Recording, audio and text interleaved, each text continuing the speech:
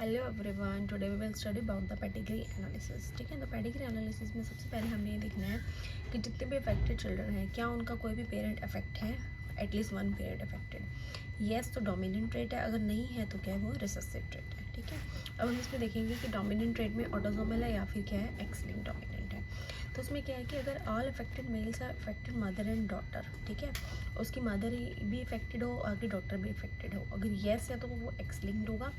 अगर नहीं, ऐसा नहीं है, ठीक है, मतलब उसमें फादर भी हो सकता है अफेक्टेड या सन और डॉटर दोनों अफेक्टेड है, तो वो क्या होगा ऑटोसोमल। कैसा होगा वो ऑटोसोमल। और अगर all affected females have affected fathers हैं एंड अफेक्टेड सन्स हैं, जितनी भी फीमेल्स हैं उनके या तो फादर अफेक्टेड होंगे या फिर उनके सन्स क्या होंगे अफेक्टेड होंगे, येस तो वो एक्स लिंक रिसेसिव है। और अगर नहीं तो कैसा वो ऑटोसोमल रिसेसिव है। ठीक है, एक्चुअली एक्स लिंक में क्या होता है, ज़्यादातर फीमेल से क्या है ये किसमें मेल प्रोजेनी में पास ऑन होते हैं। ठीक है, फीमेल टू मेल प्रोजेनी में क्या होंगे पास ऑन होंगे। तो अगर येस तो एक्स लिंक और नो तो ऑटोसोमल रिसेसिव। नेक्स्ट है डिसीज एब्सेंस इन पेरेंट। ठीक है, अब हमने पहले ही क्वेश्चन लिखा था कि पेरेंट में एब्सेंट है और प्रेजेंट होगी चिल्ड्रन में तो रिसेसिव ट्रेट होगा ये। ठीक है, और डोमिनेंट ट्रेट जो होती है never skip the generation when father transfer disease to his son, it is autosomal. जब फादर जो है अपनी डिसीज ट्रांसफर कर रहे हैं सन को भी वो कैसी होगी ऑटोसोमल। और when parent and children both are affected, दोनों ही अफेक्टेड हैं, तो वो यूजली कैसे होते हैं डोमिनेंट ट्रेट। पेरेंट भी अफेक्टेड है, आगे चिल्ड्रन भी अफेक्टेड है, तो कैसे होंगे वो डोमिनेंट ट्रेट। ये आपको याद रखना है। ठीक है, और डोमिनेंट ट्रेट जो है नेवर स्किप द जनरेशन, और जब फादर ट्रांसफर करा टू हिज सन तो वो कैसा होगा वो ऑटोसोमल। जैसे हमने एग्जाम्पल लिया यहाँ पे, इसमें क्या है कि आपने उसमें सिंबल बना ही लिया है, ये मेल का सिंबल है, किसका ये फीमेल का। ठीक है, यहाँ पे क्या एक पेरेंट क्या अफेक्टेड है, तो एक पेरेंट अफेक्टेड आ गया, ऐसा मतलब कौन सा ट्रेट है ये हमारे पास, एक भी पेरेंट अगर हमारा अफेक्टेड है, येस और नो।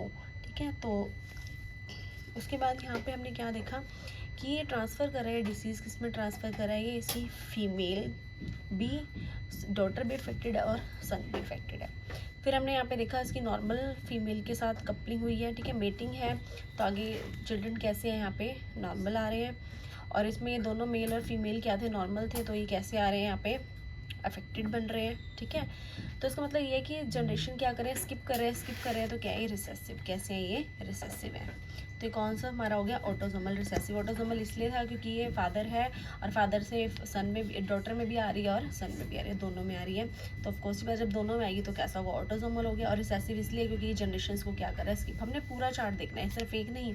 ठीक है, यहाँ पे नॉर्मल के साथ मेटिंग हो रही है तो ये नॉर्मल बन रहे हैं, और यहाँ पे भी जनरेशन क्या कर रही है स्किप कर रहा है, तो ये कैसा होगा ये ऑटोसोमल रिसेसिव। नेक्स्ट हमने एक और एग्जांपल लिया है यहाँ पर, इसमें क्या था कि एक नॉर्मल मेल है और फीमेल क्या अफेक्टेड है। फिर हमने देखा कि यहाँ पे जो मतलब सन भी अफेक्टेड है और मेल भी अफेक्टेड है और फीमेल भी अफेक्टेड है। फिर यहाँ पे मेटिंग हुई नॉर्मल फीमेल की एक मेल के साथ। ठीक है, तो आगे कैसे बन रहा है ये, दोनों ही एक अफेक्टेड फादर की दोनों ही डॉटर कैसी आ रही है अफेक्टेड आ रही है। ठीक है, तो इसको हमने बोला एक्स लिंक डोमिनेंट। कैसा है ये X link dominant. Do not skip the generation, affected father transfer the disease to his daughter. Thank you.